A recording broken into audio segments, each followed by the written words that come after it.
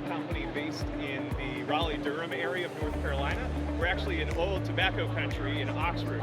We took over an old R.J. Reynolds tobacco factory that used to make American Spirit cigarettes. That's so interesting. I'm curious. I see a lot of different information right behind you, especially the CO2 sequester. Tell me more about that. So we're planted. We are creating a carbon negative building material out of a fast growing perennial grass.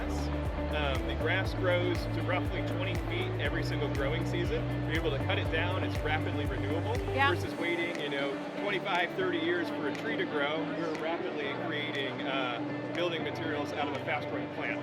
All of our materials are processed in a fully electric facility that, like I told you, repurposed old tobacco infrastructure. Yeah. And all the plants are grown in old tobacco farms. So we're using the capacities and infrastructure of tobacco country to create a carbon negative product using a fully electric manufacturing technology.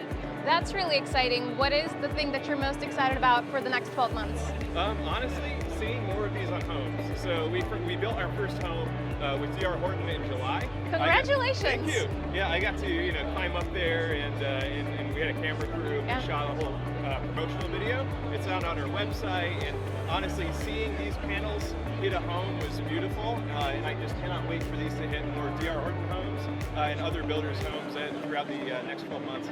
That sounds exciting. Yeah. Well, such a pleasure to meet you, Dan Webb. Have a great show.